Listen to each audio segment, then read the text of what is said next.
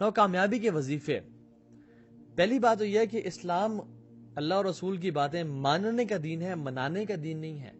ہم لوگوں نے اسلام کو منانے کا دین بنا لیا کہ اس دن کو منا لیتے ہیں، اس دن کو منا لیتے ہیں، یہ ایونٹ آ رہا ہے اس کو منا لیتے ہیں، رمضان میں رمضان کی راتوں کو منا لیتے، عیدوں کو منا لیتے ہیں، مختلف راتوں کو منانا شروع کر دیا، حالانکہ اسلام ماننے کا دین تھا.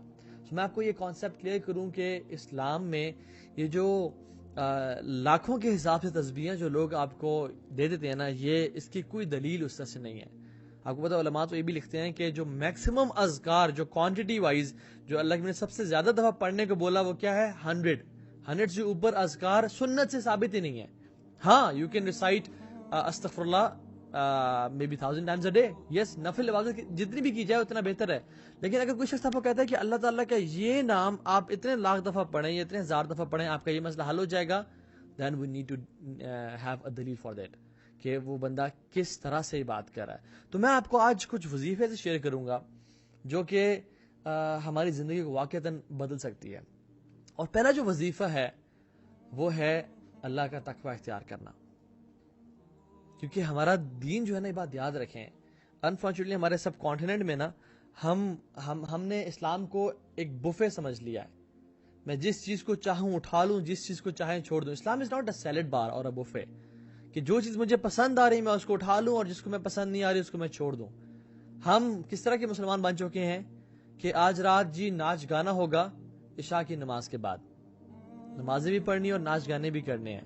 دن میں ماں جی قرآن بھی پڑھ رہی ہیں, تہجد بھی پڑھ رہی ہیں, لیکن جب بیٹی کی شادی کی باری آتی ہے تو ڈھولکی بھی چل رہی ہے اور مہندیاں بھی چل رہی ہیں اور ڈانس پارٹیز بھی چل رہی ہیں اور سب آپس میں جو ہے نا میوزک بھی پلے کیا جا رہا ہے, وچ از کمپلیٹلی حرام, اور سب کچھ کیا جا رہا ہے کیونکہ وہ چیز مجھے نا پسند نہیں ہے, تو اس لیے میں اس کو چھوڑ دوں گا. حالانکہ اللہ تعالیٰ ہم سے کیا ایکسپیکٹ کرتے ہیں, یا ایھا الذین آمنوا ادخلوا فی السلم کافہ, اے لوگوں جو ایمان لائے ہو, ادخلوا فی السلم کافہ, اسلام میں پورے کے پورے داخل ہو جاؤ. یہ 50-50 دین نہیں چلے گا, یہ بفے کا کانسیپٹ اسلام میں نہیں چلے گا. سو دا فرسٹ وظیفہ از تقوی آف اللہ سبحانہ و تعالی. اللہ تعالیٰ اچھا تقوی کا مطلب کیا ہے, چلو آپ کو پہلے یہ بتاتا ہوں. تقوی کا مطلب یہ ہے کہ گناہوں کو چھوڑنا اور نیک اعمال کرنا, نیکیوں کی طرف آگے بڑھنا, فرائض کو پورا کرنا. نوافل کی بات نہیں کر رہا, فرائض کو کم از کم پورا کرنا اور ہر قسم میں گناہ سے بچنا, یہ تقوی ہے. ابو ہریرہ رضی اللہ تعالیٰ عنہ سے پوچھا گیا کہ تقوی کیا ہے, تو انہوں نے اس شخص سے پوچھا, کاؤنٹر کوشچن کیا کہ تم کبھی ایک ایسے راستے سے گزرے ہو جہاں پہ کانٹے ہی کانٹے ہوں, جہاں پہ جھاڑیاں جھاڑیاں ہوں, تو تم کس طرح گزرتے ہو اس راستے سے؟ تو انہوں نے کہا کہ میں اپنے کپڑوں کو بہت سنبھال کے اور سمٹ کے گزرتا ہوں اور ہر کانٹے سے بچتا ہوں, کہیں وہ کانٹا چبھ نہ جائے اور میرے کپڑے پھاڑ نہ دے, مجھے زخمی نہ کر دے. تو انہوں نے کہا ہاں یہی تقوی ہے کہ تم اپنی زندگی کا راستہ اس طرح گزارو کہ ہر ایک گناہ سے کانشیس رہو اور اس گناہ سے بچنے کی کوشش کرو. یہ تقوی ہے. اللہ اکبر, کتنے پیار سے سمجھا اور کتنے اچھے طریقے سے سمجھایا. اور اللہ سبحانہ تعالیٰ کہتے ہیں واتقوا اللہ ویعلمکم اللہ, تم تقوی اختیار کرو, تمہاری زندگی میں جو مصیبتیں ہیں, مشکلات ہیں, تمہیں پتہ نہیں کہاں جانا, اللہ تعالیٰ تمہیں گائیڈ کر دیں گے, تمہیں سمجھا دیں گے, تمہیں راستہ دکھا دیں گے. واتقوا اللہ ویعلمکم اللہ, تمہیں اللہ تعالیٰ سمجھا دیں گے, بتا دیں گے کہ اصل راستہ کون سا ہے. واللہ بکل شیء علیم, اور اللہ تعالیٰ ہر چیز کو جاننے والے ہیں. علام الغیوب تمہیں راستے کی طرف گائیڈ کر دے گا.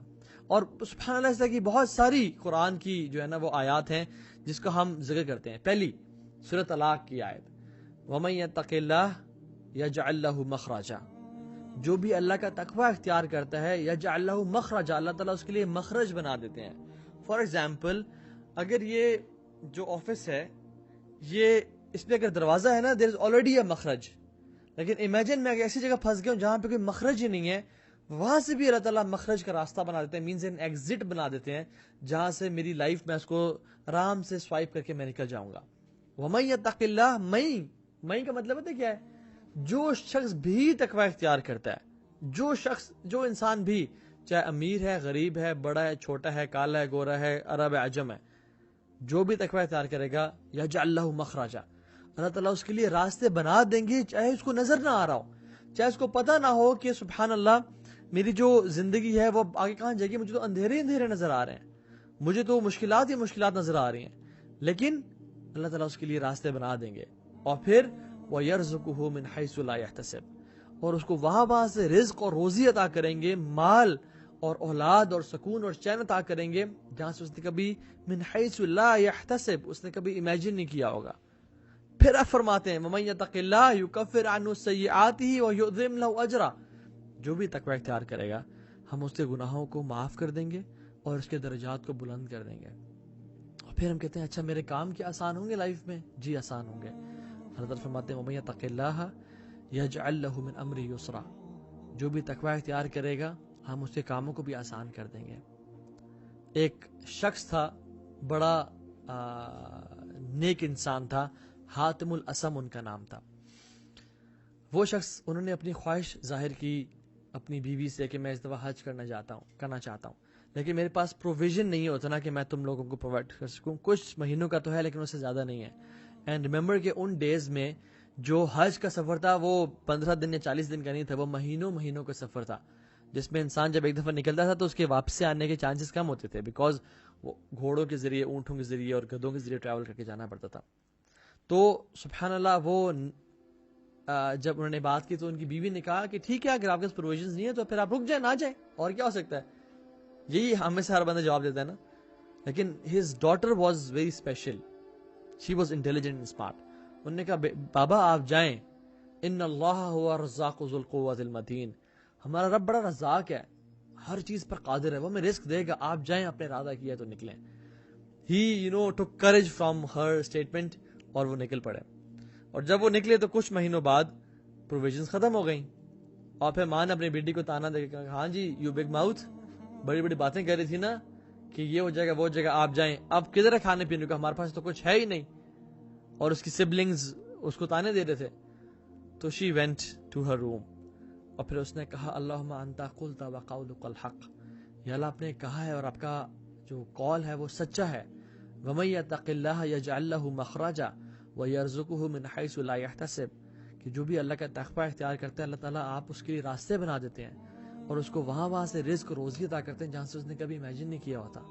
اینڈ سبحان اللہ, as soon as she makes this دعا, اور اپنے ہاتھ اٹھا کے اللہ کے سامنے اس نے اپنی فریاد رکھی, اس کے گھر کا دروازہ نوک ہوتا ہے اور وہ باہر دیکھتی ہے کہ جو شہزادہ ہوتا ہے, جو بادشاہ ہوتا ہے, اس کا انٹوراج گزر رہا ہوتا ہے اور بادشاہ کے انٹوراج کے پاس پانی ختم ہو جاتا ہے.